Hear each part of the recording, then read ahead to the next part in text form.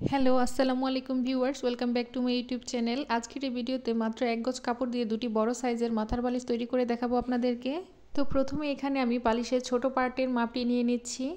এখানে পাশের মাপটি নিয়ে নিচ্ছি আমি 20 ইঞ্চিতে। চারপাশে যেহেতু আমার হাফ ইঞ্চি করে যাবে, অর্থাৎ বালিশের মাপটি থাকবে 19 ইঞ্চিতে।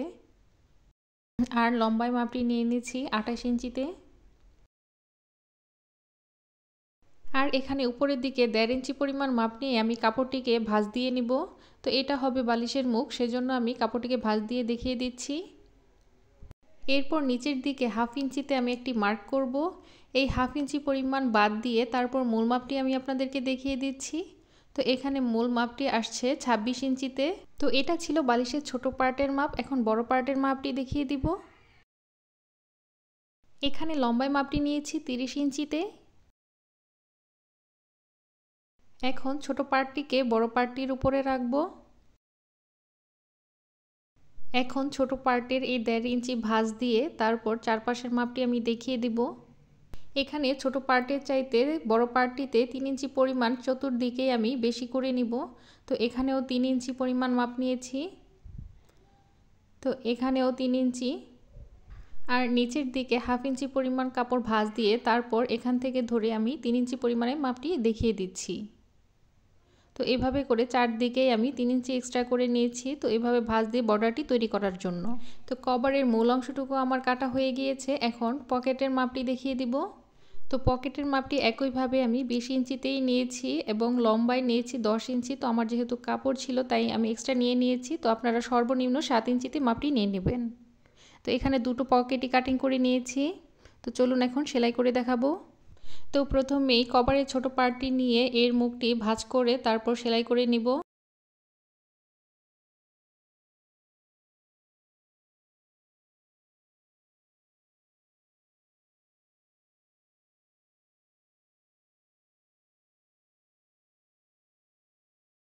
এখন পকেটের বর্ডারটিও ভাঁজ দিয়ে সেলাই করে নিব।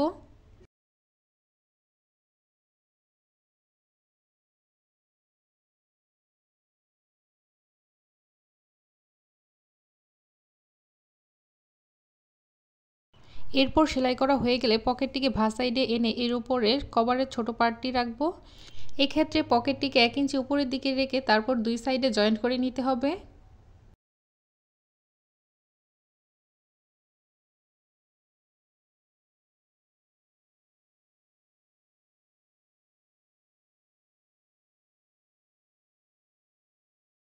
জয়েন্ট করা হয়ে গেলে বড় পার্টটির উপরে ছোট পার্টটি রাখবো। এখানে বড় পার্টটিতে আমি চারপাশে 3 ইঞ্চি পরিমাণ যে বেশি নিয়েছিলাম সেটিকে মার্জিন করে নিয়েছি। তো আবারও আমি মাপটি দেখিয়ে দিচ্ছি। এখানে আমি 3 ইঞ্চি পরিমাণ বেশি করে নিয়েছি আর মার্জিন করে নিয়েছি। তো চারদিকে আমি 3 ইঞ্চি পরিমাণ নিয়েছি। তো মার্জিন করে নিয়েছি সেলাই করার সুবিধার জন্য। দেখতে পাচ্ছেন এখানেও 3 ইঞ্চি। এখন আমি মার্জিন বরাবর কাপড়টিকে সুন্দরভাবে সেট করে নিব।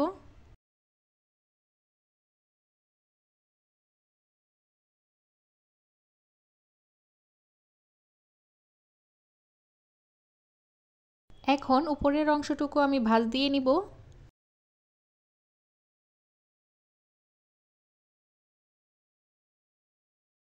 এরপর এভাবে করে ডাবল ভাঁজ দিয়ে আমি বর্ডারটি সেলাই করে নিব। সেলাই করার সময় অবশ্যই বালিশের মুখটিকে সরিয়ে সরিয়ে সেলাইটি করতে হবে।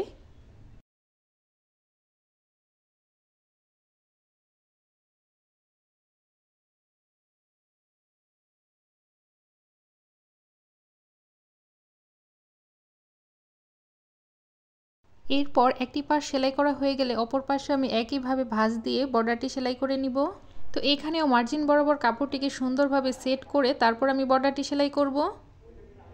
তো আপনারাও সেলাই করার সময় এভাবে মার্জিন করে নেবেন, তবে সেলাই করতে সুবিধা হবে। তো আমি এখানে মাপটি আবারও দেখে নিচ্ছি ঠিক আছে কিনা। এখন আবারও আমি চিকন করে ভাঁজ দিয়ে নিব।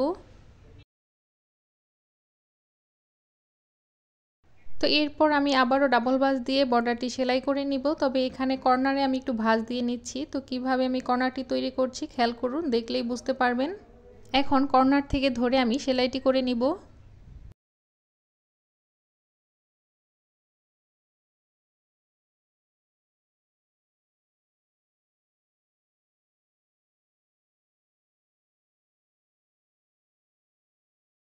এখানে অবশ্যই খেয়াল রাখতে হবে উপরের পার্টটিকে কখনোই টেনে টেনে সেলাই করতে যাবেন না, জাস্ট সিম্পল আস্তে করে বসিয়ে সেলাইটি করে যাবেন। নিচের দিকে যেহেতু আমি স্মল পার্টটি একটু বেশি নিয়েছি, তাই এখন এখানে আমি 3 ইঞ্চিতে মার্ক করে নিব। এখানে আমি একইভাবে ভাঁজ দিয়ে বর্ডারটি তৈরি করে নিব।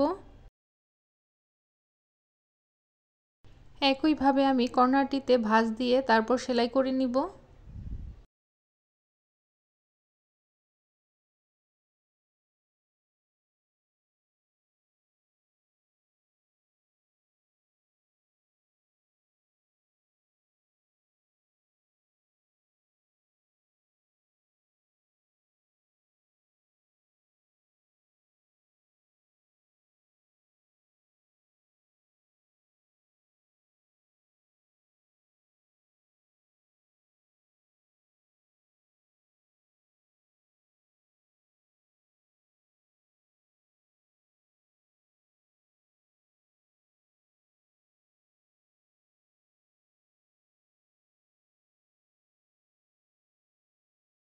চারপাশে আমার কভারের বর্ডারটি সেলাই করা হয়ে গেলে এখানে আমি সম্পূর্ণ কভারটিতে একটি ডাবল সেলাই দিয়ে নিব।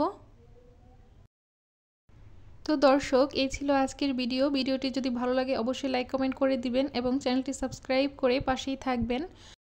আর আপনারা যদি কোলবালিশের কভারটি সেলাই করা শিখতে চান তাহলে আমার চ্যানেলে ভিডিওটি পেয়ে যাবেন, আমি ডেসক্রিপশন বক্সে লিংক দিয়ে রাখবো, সেখান থেকে দেখে নিতে পারবেন। তো ভিডিওটি শেষ পর্যন্ত দেখার জন্য ধন্যবাদ সকলকে।